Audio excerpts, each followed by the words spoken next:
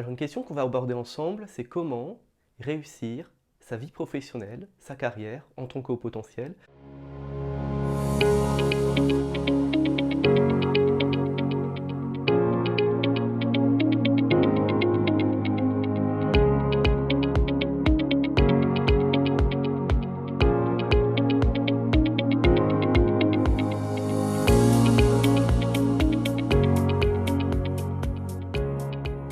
Bonjour à tous, je suis très heureux de vous revoir dans cette vidéo. Donc le sujet aujourd'hui ensemble, c'est comment réussir sa carrière en tant qu'au potentiel, comment réussir sa vie professionnelle. Alors ce qu'on appelle réussir, c'est un sentiment de légèreté, un sentiment de justesse, un sentiment d'être connecté au sens et un sentiment que toute la puissance intérieure, tous les talents intérieurs se retrouvent transcrits dans le réel. C'est par ça qu'on va définir la réussite. Alors pour rappel, je suis Mathieu Lassagne, coach professionnel certifié spécialisé dans l'accompagnement des hauts potentiels, et c'est des coachings aussi bien financés personnellement, donc là on parle de stratégie de carrière globale, que financés par les organisations. Donc j'ai beaucoup d'expérience à partager avec vous là-dessus et ça va être passionnant. Alors avant de continuer, je vous rappelle les mises en garde dont j'ai parlé beaucoup plus longuement dans ma toute première vidéo. Je ne prétends pas parler du haut potentiel au sens global du terme, mais de celles et ceux que je rencontre. Et tout ce que je vous dis, ce ne sont pas des vérités valables pour tous, évidemment, c'est très schématique, surtout dans cette vidéo qui est très courte. Donc c'est vraiment à prendre ou à laisser, c'est pour ça que j'appelle ça des bulles d'inspiration. C'est vraiment une bulle d'inspiration rien que pour vous inspirer. Alors on va distinguer trois phases ensemble. La phase de recherche, où tout commence. La phase de prise de poste, tout commence dans une nouvelle organisation.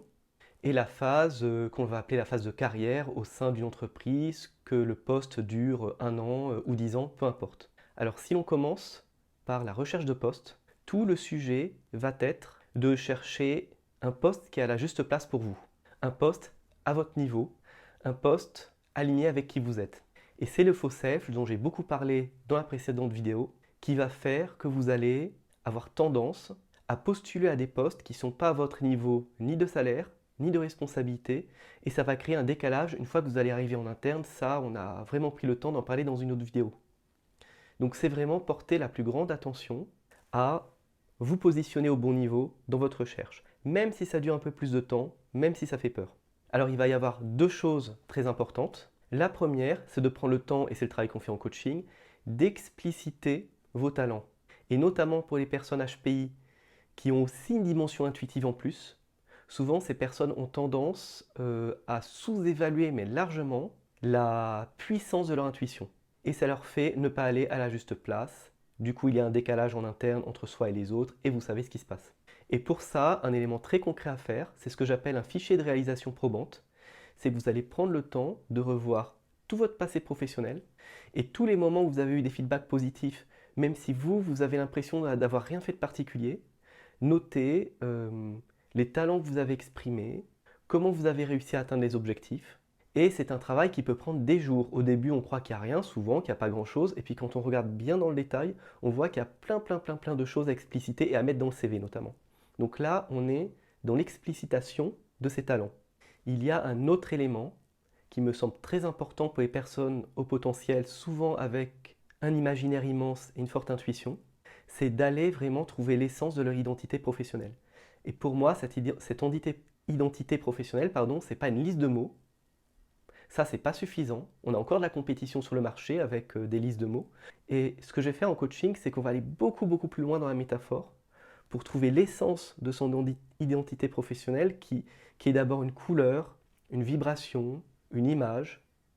C'est quelque chose de très analogique et après, on va décliner ça en des choses très concrètes. Mais c'est d'abord aller vraiment au centre de son identité professionnelle et c'est souvent ce qui manque. Parce que l'intention, dans la phase de recherche, c'est d'être ultra motivé parce que vous êtes vraiment aligné avec qui vous êtes dans ce que vous recherchez. Donc, on arrive au bon endroit par rapport à ce que vous recherchez vraiment, votre identité professionnelle, et par rapport au niveau de salaire et de responsabilité. Et là, comme on dit souvent au coaching, tout est au commencement. Quand on recherche un endroit qui est la juste place, il y a de fortes chances que ça se passe très bien. Après, deuxième phase, la prise de poste. Alors je vais être très court ici, évidemment. La prise de poste, c'est déjà prendre le temps de clarifier, avec le N+1, avec toutes les parties prenantes. Quel va être vraiment le contenu de la mission? Est-ce que les personnes vont accepter que vous allez briller? Ou est-ce que ça va menacer des égos? Ça, c'est des choses, je conseille d'en parler la plupart du temps dès le départ. Parce qu'il vaut mieux manquer une opportunité, être un peu déçu, plutôt qu'avoir une opportunité de 4 ans qui est 4 ans de vie gâchée en quelque sorte. Donc c'est dès le départ sentir si les gens sont vraiment prêts à accueillir votre intuition, votre puissance, s'ils sont prêts à s'autoriser à réussir eux aussi finalement. Et de manière concrète, c'est quel est vraiment le salaire? Est-ce que la prime peut vraiment avoir lieu? Ou est-ce que comme par hasard, il va y avoir un rachat entre-temps qui fait que la prime n'aura pas lieu? Combien de temps vous allez avoir l'occasion de vous parler pour faire des points méta sur la manière que vous avez de travailler ensemble? Est-ce que des points méta sur la manière de travailler ensemble, c'est des choses qui se font? Donc c'est vraiment aller dans le détail de comment ça va se passer. Et je vous invite à vraiment vous méfier des coups de foudre professionnels, où on peut être aveuglé par l'impression qu'on s'est enfin trouvé, et ça peut être un autre HPI comme vous, un autre atypique comme vous, où il y a vraiment l'impression que vous fonctionnez pareil, or qu'en fait c'est une personne, souvent un homme, qui va absolument pas supporter qu'une femme soit plus intelligente, par exemple, ou N-1. C'est des choses qui peuvent arriver souvent, même si bien sûr il y a toute une diversité de situations. Donc vraiment prendre le temps, sur la durée, de bien tout clarifier et encore clarifier. Et comme je dis souvent, tout est au commencement, quand ça est fait, il y a très peu de probabilité qu'il y ait une mauvaise surprise par la suite. Alors maintenant, ce que je vais vous dire va être difficile à entendre, hein. Pour la carrière, un des premiers points, ça va être de dire non au surtravail, quelle que soit l'excuse pour être en surtravail. Parce que le travail, souvent, le surtravail, ça va tuer votre carrière, parce que vous n'allez pas avoir le temps de faire autre chose. Ça va créer des relations de dépendance au sein de l'organisation, donc vous allez empêcher la société d'aller prendre conscience des problèmes de fond. Et en plus, ça va tuer votre vie personnelle à côté et impacter votre famille. Donc vraiment, un des points essentiels que nous voyons souvent en cabinet, c'est inhiber ce réflexe de sauvetage qui va amener à aller au surtravail et à se dire, il y a la fameuse phrase de j'ai pas le choix, il faut bien que quelqu'un fasse ce qu'il y a à faire, sinon ça va se reporter sur les équipes. Les équipes ont leurs responsabilités, vos supérieurs ont leurs responsabilités. Votre responsabilité à vous, c'est de vous contenter de faire le job selon une quantité de travail qui correspond à celle qui est prévue par la loi, tout simplement, hein, et celle qui est prévue par l'entreprise.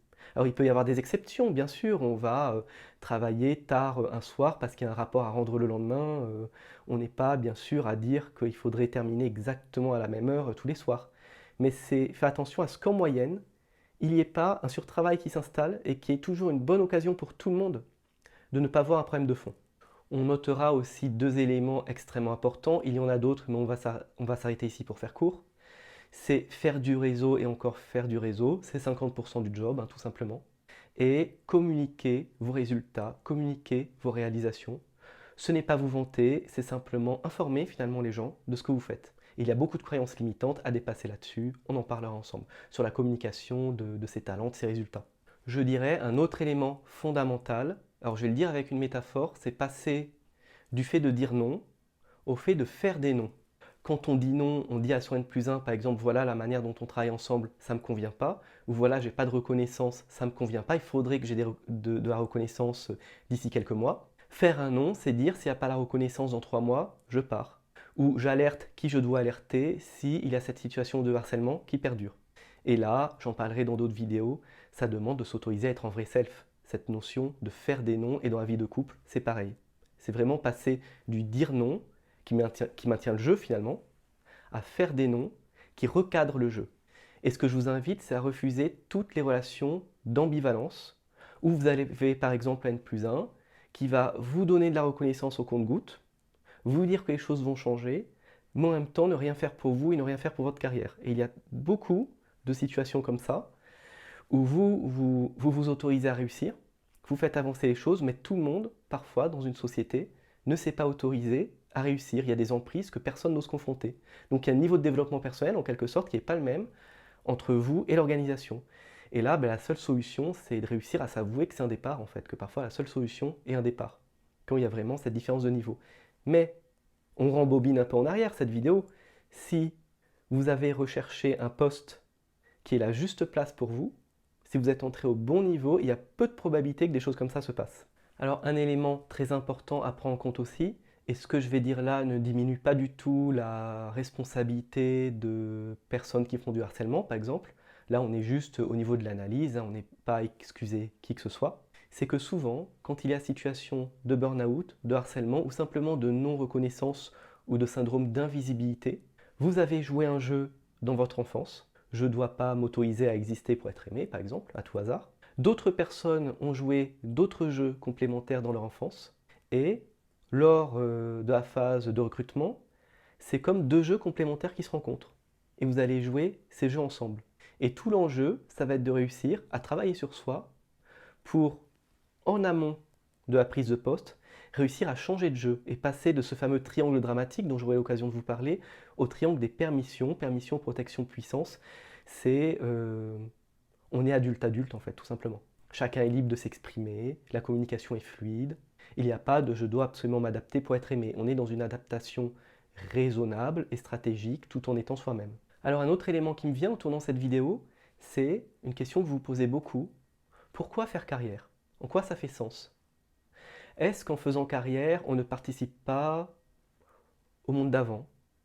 Un monde d'avant qui est en train de s'effondrer. Alors ça, c'est encore une injonction massive qui appuie sur le faux self, d'après ma perception. Et dans une prochaine vidéo, je partagerai avec vous pourquoi, plus on dit que la carrière c'est le monde d'avant, plus je pense qu'il faut faire carrière, que ça fait sens de faire carrière, en tant que personne atypique comme en tant que tout un chacun. Et pourquoi je me suis passionné pour le coaching professionnel, et pas pour le coaching de vie que j'aurais pu faire. Tout ça, on en parlera ensemble. Donc voilà, j'espère vous avoir inspiré. Je vous invite, si vous le souhaitez, à vous inscrire à ma chaîne, à liker cette vidéo et à vous inscrire. Et je vous dis à une prochaine fois. Merci.